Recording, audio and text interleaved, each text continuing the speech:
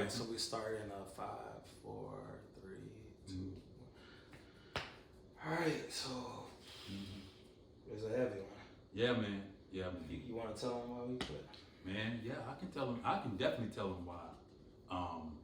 I quit trying to be a victim or feeling like I was a victim. You know, man. I had these conversations with you a long time ago. I think one time we talked about it, and I talked about some of the things that sort of happened in my childhood, up to adolescence, up to high school, college, military. Just all that crazy stuff. Just little things, man. Starting back, thinking back in my childhood life, man. A lot of people don't know, Sean, that I was a foster child. My family, believe it or not, my sisters and brothers, my mom had a nervous breakdown, and when we were young. And how old were you? I was 4 years of age. I was 4. My sister was, I think, approximately. My other sister it was 4 of us. My sister was about, I want to say she was 7, and my brother was, I think, 8, and my older sister was, she was either 14 or 15, and we were. That's heavy. Yeah, it was. We were. It's crazy, man.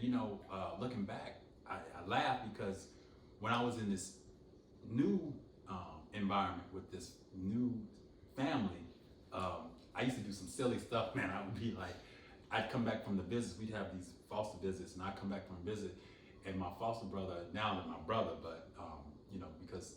But at the time when you were 4, that's a foster. Yeah, I'm like, I come back from these visits. He still tells me this day.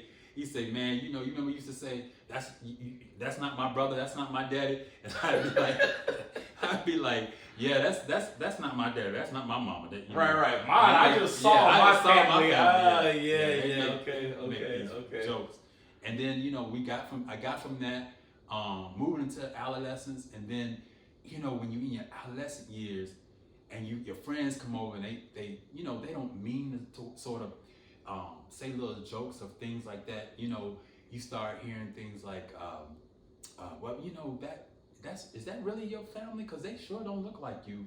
That's your brother, that's your mom. You be like, yeah, that's my mom. I was this little dark skinned kid, and I was in my family where, they had totally different. They look different. They had night and day. Night and day. Light skinned folks, beautiful people. But you start weighing those type of things. You don't understand life, and then you go in and you get through that kind of stuff, and some of that stuff you carry over to college and work, and I'd have these same people when I was in college, and I was blessed to have this be with this family, because thank God that God placed me in a place, man, with some good people, stable people, because you never know. There's so many people, man. Right. You get there, and some of you all are dealing with some childhood or adolescent things as well. And abandonment. Yes. Neglect. Yes. Just abuse. Yeah, feeling like maybe, I'm not sure if some of you all feel this, but like maybe you feel like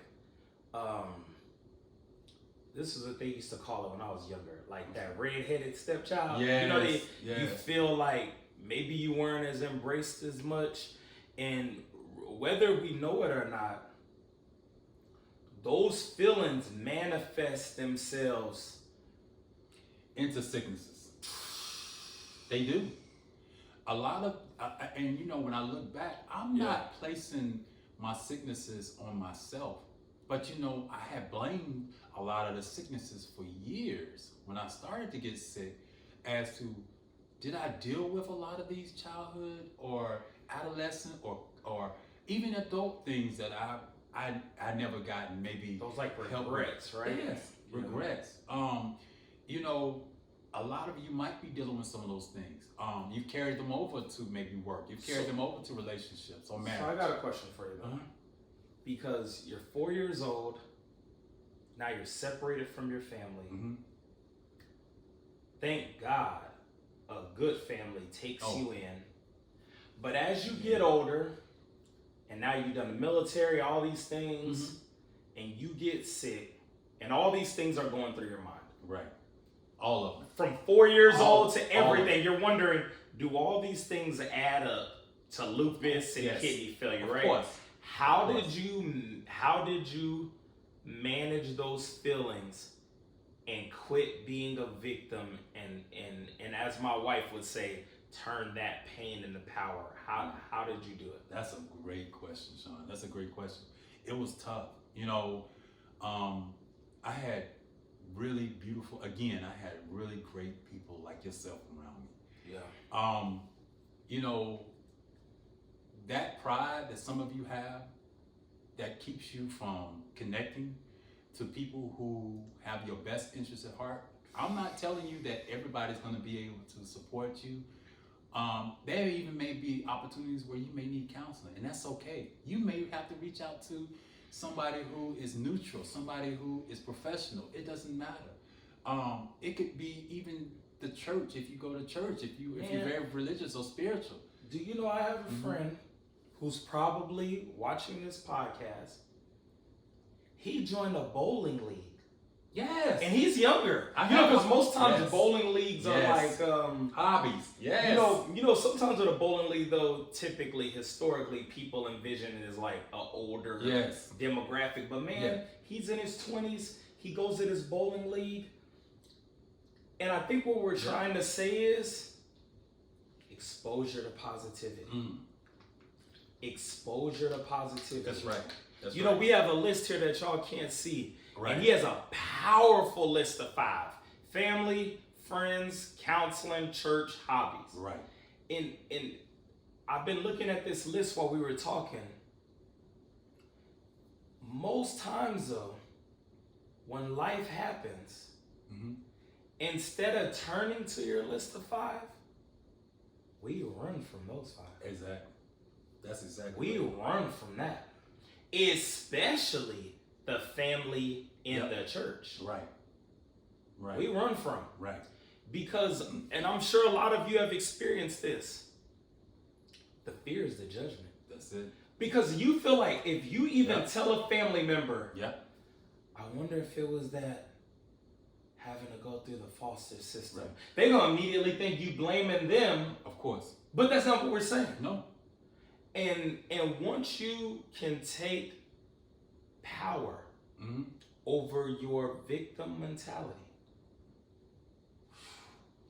I had a conversation with my adopted mother. I had a conversation with her. And I never forget her saying, I don't know what I was saying to her. I can't remember, but I remember what she said to me. And I think I had been a victim throughout that phone call. For minutes and for an hour, whatever it was. And I remember her saying, Marshall, this is not you. I know the Marshall that I have normally talked to. I know the Marshall who has finished high school, who has went to college and got a bachelor's degree. Right. I know the Marshall that went to the military, became a medic. I know the Marshall who... that cookie jar we talked about, she started going Oh, through yeah. Oh, yeah. every reason why you're not who you're being That's right. then. Right. Yeah. But again, ladies and gentlemen, we are all human. For those of you who are watching, you are human. And when you have those victim moments, It's a human experience. It's a human experience. I'm not telling you it's wrong for having those victim experiences. I'm saying don't stay in those victim moments. Because if you stay in it long enough, your now new cookie jar will be filled with negativity. Because you're in it. If you stay in that rut for too long, that's right. You won't remember who you were before the rut. Right. And what we're saying is ruts are okay. It's going to happen. But you have to get back to who am I? That's right. And I think a big thing is what I've learned from Marshall is he knows who he is now. Right. And you're not the foster child. Right. You're just Marshall Parsons. Right. That has this mom, that mom, this dad, those brothers, those I am sisters. blessed. You are blessed. I have 2 families. You, And which is really one, and I have Yep. super support. super support. I'm I remember June coming down here exactly post surgery, right. basically living with you for what, like a month? Yes. Now, who would have ever Shout thought? out to June. Who would have ever? Yeah. Who would have thought that?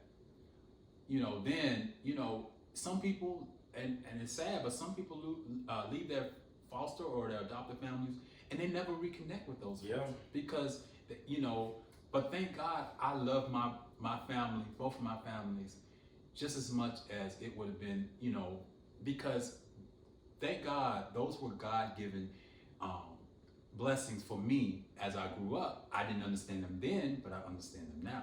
Who would have never known if it hadn't been for that period of my time? Yep. I wouldn't have had my brother to be able to come up. I probably wouldn't have had anybody who would have been able to come up and take care of me. Well, But he was very, very red. but I think a big part of that is forgiveness. Yeah. Because forgiveness creates more capacity in your heart to love. Right. You clear out, Yes. because whether somebody tells you or not, I believe your heart has a very small amount of space. Because we live in a crazy world. That's right. So your heart does not have a lot of capacity. That's right. And if you fill it with revenge or That's ego or greed, you leave very little room for love. And once you can get your ego out the way, once you can get the victim mindset out the way and forgive somebody, because this is my challenge for you. I just want you to think about this. You speaking it, man. Your rear view mirror is about this big, right? Yep. Your windshield about this big. Wow. You don't drive with the rear view mirror. Nope. You don't drive with it. And once you pass that thing you're driving past, nobody drives on, if you're here in San Antonio, nobody drives on 1604 trying to look back, like looking back at the exit that they came up on. No. Nobody looks back like, No. yeah, I'm gonna drive and look back at my house the whole time. Nobody does No. that. Because once we move past it, Right. we're on to the next exit, in the next exit, in the next exit. And some of us, and including myself, for large periods of time in my life, I was driving with the rear view mirror. Yep. And then I kept wondering why I was crashing, why I was hitting rock bottom. I was driving with the rear view instead of the windshield. And if we let our past drive us, there's no room for future. That's right. And we talked about that. And I think that's what happened to you during dialysis. Right. Because if you're sitting there, just imagine, y'all, you're hooked up to a machine for 4 hours. Mm-hmm. What are you going to start to think about? Right. Man, when I was 4 years old, Of when I course. was 5, when I was in the Of course. military, What have I done? when I did this, did Right. did maybe I party too hard? Did maybe I not party enough? That's exactly right. Did I love people? Did I maybe not love Right. people? Because you're sitting in this chair, there's Right. nothing else to think That's about. nothing else So to now think. you're just rear view. If you're not doing something to keep your mind occupied, which we call it the devil's playground, unfortunately, all of these things resurface. And that's why you need the hobbies, because then you can say, oh man, next Thursday, you start That's to right. be forward That's right. thinking. And one thing that I want to challenge you all on is University Hospital reached out to me maybe Tuesday, Mhm. and they said, we just want to do a small little 2-minute thing on why you would donate a kidney. Mhm. And man, I had some time to think about it. Like, I made a video before, I didn't really think about it. Mhm. And it gave me time to think about it. And I was like, why did I donate a kidney? I was really thinking. And then it hit me because I never thought about it. Right. I never thought about it. I mean, yeah, I pondered on it some, but my life is so forward thinking that all I thought about was, okay, well, August 26th, I'll do the surgery. and then I should get out Mm-hmm. about September 1st or 2nd, Mm-hmm. and then I'll rehab. I was only forward thinking. So when it came up to give you a kidney, I never thought, oh man, but I'm only 37. Mm-hmm. Because I always see myself turning 38. Right. I don't live back there. Right. So I think the reason, and I know it's gonna sound crazy from some of you all, I think the reason it was easy to give you a kidney was, oh, well then that's just the next thing I'm doing. Right. To me, it was just like, oh, well, this is the next chapter of my life. So now this is chapter whatever Mm-hmm. when I donated a kidney. Right. And then now this podcast is another chapter. Right. And then when we do something else, it'll be another chapter. Right. And I'm not saying I don't, but when I catch myself Mm-hmm. reading chapter 12 when I live on chapter 17, I'll go, oh, I already wrote that chapter. Right. Right. I'm sorry, y'all, I'm not a big reader. So I'm not going backwards, but here's what I wanted to ask you. You got these life experiences. Right. You start to manage them. Right. You start to overcome this victim's mindset. Now you're seeing the world as beautiful. I got my family. I got all of this. But once you get the kidney in there, and now you're no longer sick, Marshall, because that's the way the world will see you. Right. It's easy. I'm going to say something that could be controversial, but it's easy to love the sick person because you know they need you. Right. It's like, oh, would you like some more soup, Oliver Twist? You know? So they know you need them. Once you got the kidney, and now you see this second opportunity, how did you still stay grounded because you could have ran wild. A lot of you know, preacher's children, no disrespect to the PKs, but 8 out of 10 of y'all, when they leave the house, Buck wild. Go crazy. Go crazy. I'm a preacher's child, you know?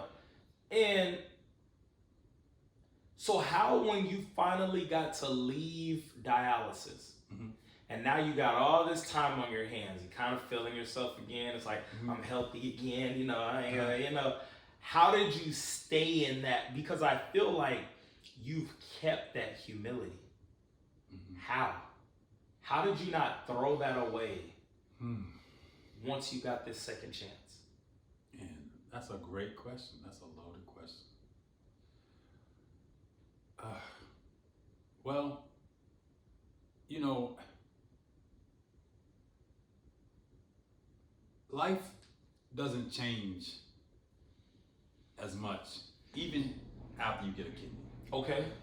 And I'll say that to say is, probably I did a good job of maintaining the life that I had while I was on dialysis with the life that I have now. You didn't let the sickness just take away your life. I remember my sister asking me why I was working during the time that I was on dialysis. You went 2 years ago, like on a disability or something? She said, are you crazy?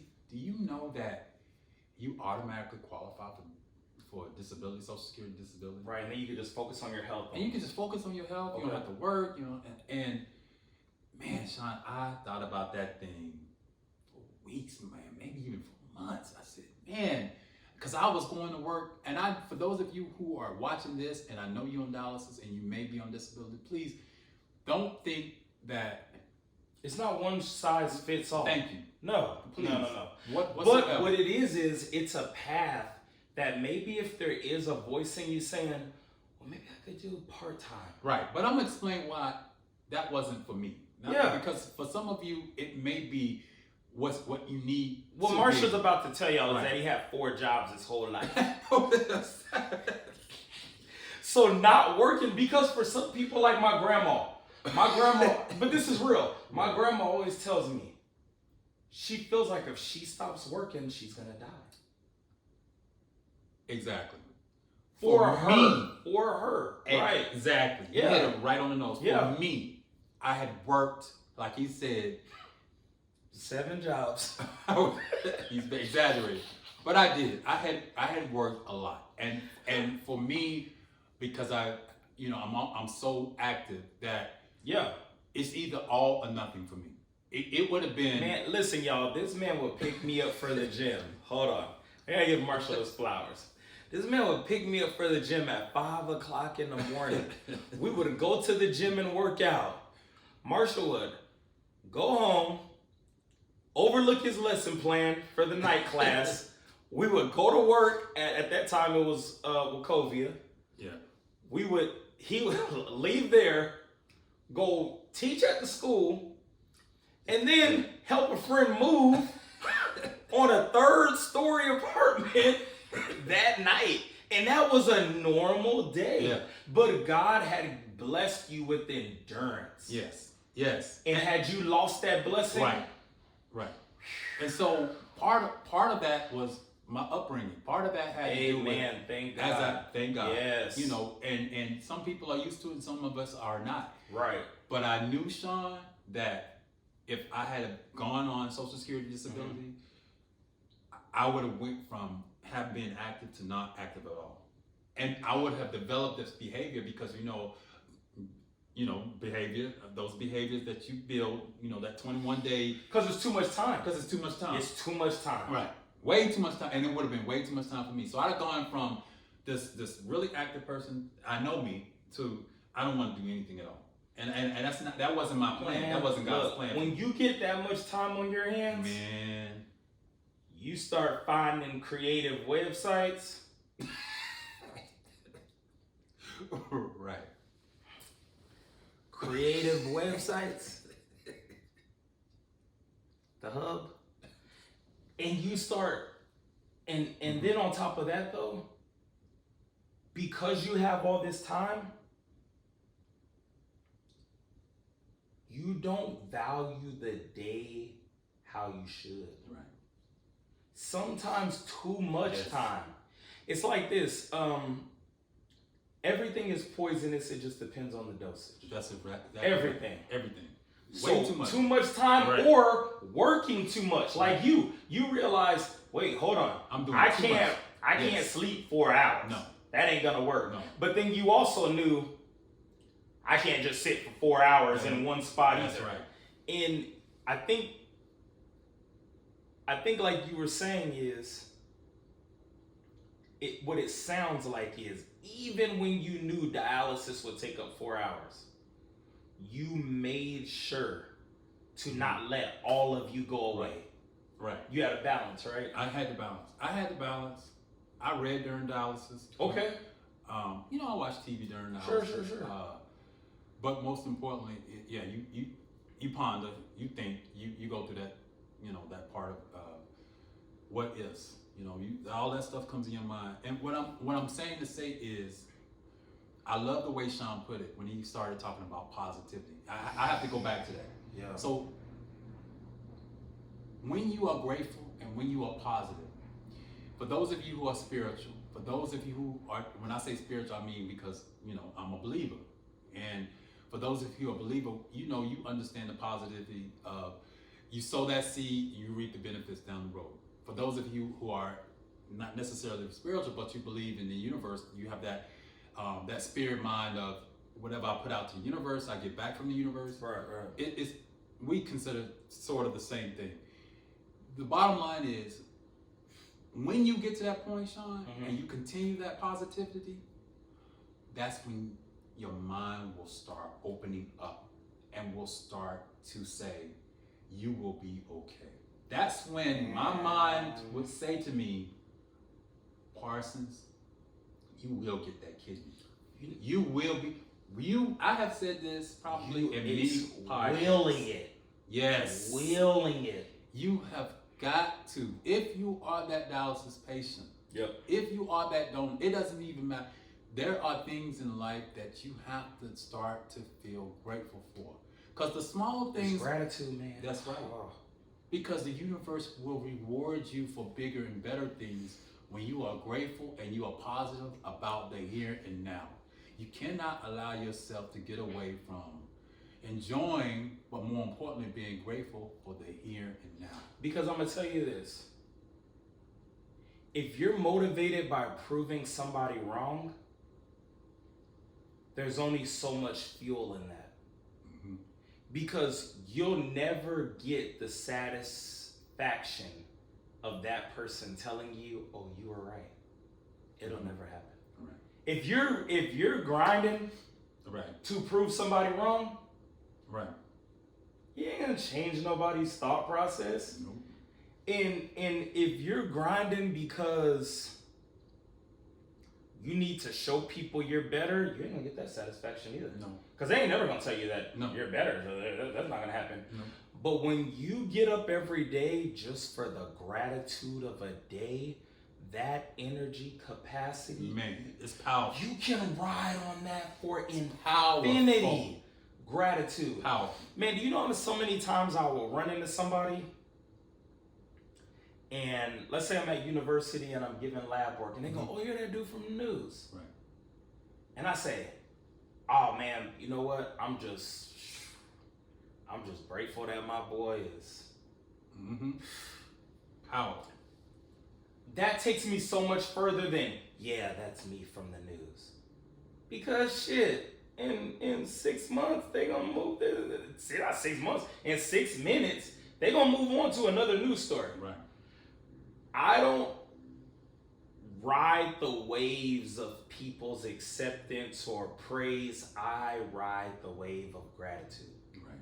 I am just grateful for the experiences, That's right. good and bad. Right. Because I'm gonna tell you, for me, when I was younger, one issue I had is a majority of my childhood, I was raised by a single father. Mm-hmm. And my dad's family, not my dad, but shout out to my dad, he watches. What up, Pop? But my dad's family had money. My dad was we were very poor. In his pride, he wasn't gonna ask nobody for help. And I'm glad he didn't. Because I learned so many valuable lessons being poor. Mm-hmm. Like, I appreciate living in 250 square foot matchboxes. You know, like, Right. I value Right. that. And he taught me how you tighten your belt and just Grind it out. Guess what? Grind it out. Grilled cheese for the week. That's you know, right. like, That's right. and so I needed that because it gave me a balance. Right. But when I would go over to my mom's house, Mm-hmm.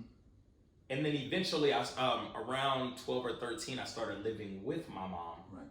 And I thank God for that too, because I got to see, and my mom struggled, but man, you talking about a hard worker, that woman was a hard worker. But where there was always a challenge for me is that my siblings, Mm-hmm. they did not have a dad's house to go to on the weekend. Right. And I did. Right.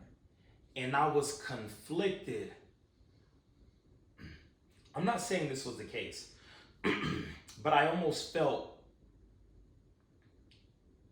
like the black sheep that I would go on this other side of town and see my dad. And then maybe, or it really was my grandma. Mm-hmm. My grandma, my dad's mom, would pick me up, and let's say she took me to Wendy's, right? Mm-hmm. She said, "Well, here, I got you some Wendy's, you go take it home." I knew I couldn't take it home. Because you had about 4 or 5 other siblings that you had. And when I was younger, I would take my little toys home. Mm-hmm. And I don't blame my mom for this. And maybe even because I was a kid, I can admit maybe I remember it different. Right. But it seemed like I was like the worst kid if I came home with that toy. Mm-hmm. And then comments would be made like, "Okay, well, yeah, you going over to your grandma's where you get the Wendy's and the whatever." And so as I got older, I would like almost numb down all my accomplishments because I didn't want anybody to think that I was better than them. Mm-hmm. Or I didn't want anybody to think that I had something they didn't have. So if I went in the military and I got these awards, or I went in the military and I accomplished this, or I went to Afghanistan and I did this, Mm-hmm. I'll be like, "Oh, you know, I I was just in the Navy. I wouldn't tell nobody about all them awards up in that front room. I wouldn't. I would just. Right. I just, what do you do? Because they're not gonna understand that. Yeah, what do I do? So what I started to do was, I never enjoyed nothing. Nothing. And so when something bad would happen, I started getting addicted to that. Because when I would go through something, then my family would be like, oh, because something was happening to me. Mm-hmm. Then it was like, oh, well, how can we help you? Because it was like, oh, the guy that had the other families doing bad. Mm-hmm. Oh, so, and I'm not saying that was actually what was happening, but that's how I felt in my mind. And I think some of you are watching this. We're talking about something that a lot of people don't like to talk about. But I'm sure some of you in here can understand me. You will have more friends, and this is going to sound backwards, but you will have more friends when you're sick than when you're not. Yeah, that's true. When you are going through something, I'm not saying people do this on purpose, but it kind of makes them feel a little better that somebody's doing worse than them. I was about to say, misery likes party. And when you start to do better, people will say, well, you've changed. Right. It's like, well, yeah, my circumstances changed. Because you know what? It's sad. And I hate to say this, and I won't say it. I won't say your name, but oh yeah, when I was coming out of it, I had maybe friends. I don't think they. It's not malicious. No, of course not. It's right, not malicious. Right. But I had a few friends that probably thought that in their minds, because they have that negative perception sometimes of he may not necessarily make it. He may not necessarily make it. Like it's like looking at you now. It's like looking at a ghost. Yeah, like oh my God, he's well. Yeah. I mean, we even had that certain sense of someone saying, "Man, I wonder if he's gonna really capitalize on this opportunity. I wonder if he's gonna take care of it." On my side, it's like, well, why is he donating? He's got to be getting something out of it. Right. And then you say, right. No, I'm not getting nothing out of it. Right. And it's like, so why are you doing it? Right. And it's like, because this is what the voice inside of me told me. And they're like, nah, that can't be the answer. But you know something powerful I've learned about that? We can help those people by how we live our life. That's right. Because now that they see you did come on the other side of it, and now that they see over time, oh wait, Sean really didn't get anything, but he did. He got a lot out of it. Yes. And he's getting a lot out of it. Can I, before you, sure. Real quick? Y'all, Sean asked me in the last podcast, or the second podcast, he asked me as to the reasons why, I wanted to, get through what I was getting through when I was in dialysis and I was sick. And I said, because I wanted to live. And what he just said is also hit home, is that living is not just about living. Living is about growing. And not only growing, but it's about being positive. Not only being positive, it's about not always expecting something monetary or something, the blessings tangible. Come when you don't expect. Right. Because your mind, you getting blessed by the mindset, about your thoughts, about your positivity, about, you being focused, about you being motivated, inspired. That is what you can't do anything unless you think about it first. And your mind, your motor movements, the things that you do cannot be done until you fix this first. Until you fix mentally, psychologically what's going through your mind, which means the positivity that we talked about, which means dealing with your childhood, dealing with your experiences, dealing with led you up to the point that unfortunately could have attributed to your illnesses or your psychological bearings or those things that you're going through, until you find a way to get some counseling, some help, some hobbies, someone to talk to, someone that will encourage you, you will always stay in that particular rut. You will be in that point of, God forbid, for those of you who are on disability, for those of you who are on dialysis, don't understand the whys behind what you're going through, it will have a huge toll. It will take a toll on you until you take some steps. Yep. And is it human? Yes. Is it natural? Yeah. Yes. Oh, for sure.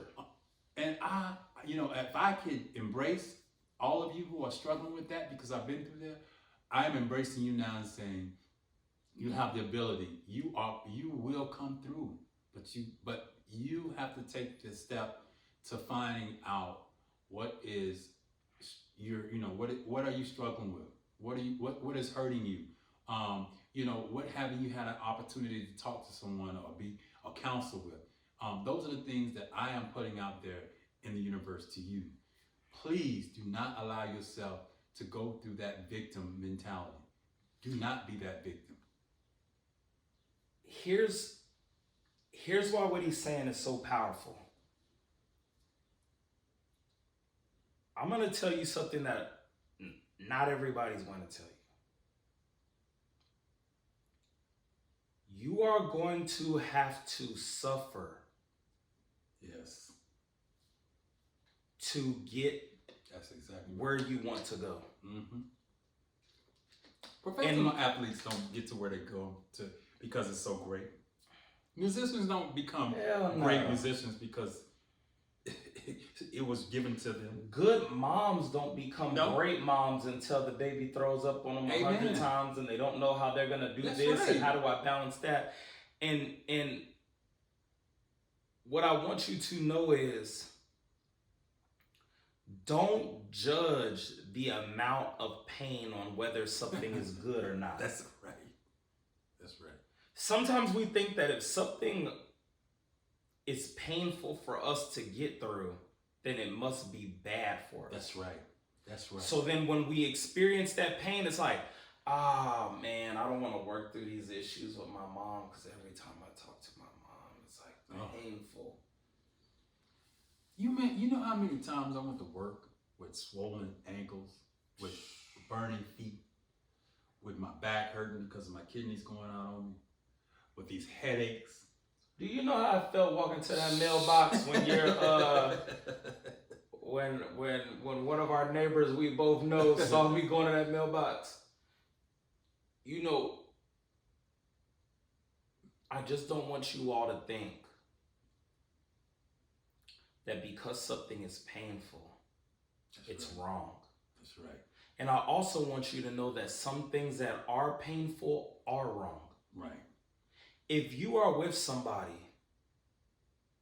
that inflicts physical or mental pain on you, that's because they haven't gotten through their pain. That's right. That's right. And so that's exactly right. And so I want you to know that if you don't get through your pain, the only thing your heart will have the capacity to do is share pain to somebody else. That's exactly right. And we have some people that contact us on the hold on a second. I think you want to do that again.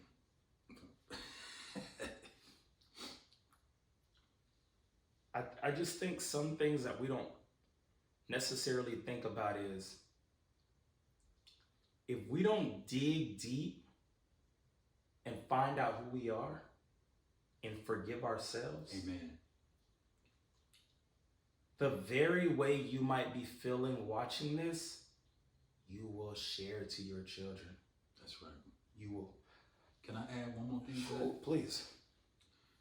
My adolescent childhood, my teen adolescent stuff, my college stuff, my work stuff, my military, anything that I had to reminisce on that was negative, the negative experiences that I had gone through, and all of those particular facets of my life, I had to turn them around and say those were for my good. Those pains that Sean is talking about, I had to not only forgive myself for those things that I had either knowingly or unknowingly had suffered pain through. I had to forgive myself for that, number one. But two, I had to look at it from opportunities that helped me to be the person that I am today. It's the perfect training ground. That's exactly right. Going through hardship is not a setback. Sometimes those things that happen to you are the perfect training ground so that when you finally get to your purpose and it's hard, you'll go, but I've been through X, Y, and Z. Because if you never go through nothing, your dream will be right there. That's right. But it'll be so hard That's right. that you won't do it. Right. You won't do it. Nope. And as we come to a conclusion, we both quit our victim mentality because we forgave ourselves. That's right. We forgave others. That's right. And we turned them negatives into positives. That's So right. they don't own us anymore. That's right. They don't own us. Nope. And if you're watching this and maybe you have this one thing that you just feel like, man, I can't forgive myself for it, because it's just something that you believe I could never tell another person. That's right. Until you forgive yourself. That's right. You will carry that anchor around the rest of your life. That's exactly right, Sean. You'll carry it. And sometimes, unfortunately, it could potentially lead into illness. That's right. And we don't want to just talk about illness from one direction, you know, the test and the medical and the body. We want to talk about the spiritual, the mental, everything. That's right. And sometimes that tired you feel at work, or that I don't have any energy, or you're carrying around a whole anchor. That's right. Love yourself enough. Like I said in the previous podcast, if you have to go in, if you have to fake it until you make it, go in there and just say to yourself, I forgive you, Marshall. I love you, Sean. I am going to get through this with the help of the people surrounding me that love me, with the help of the Almighty who's looking down on me and created me. I can do this. Please don't continue to be that victim. Amen. Well, again, we appreciate you joining us for another Sunday. Yes. On the Ninth Floor podcast. Yes. We're grateful for your time. Leave us a comment. Riley's riled up too. But thank you. Thank you. Thank you. Take care. Take care. Right on time. Right on time.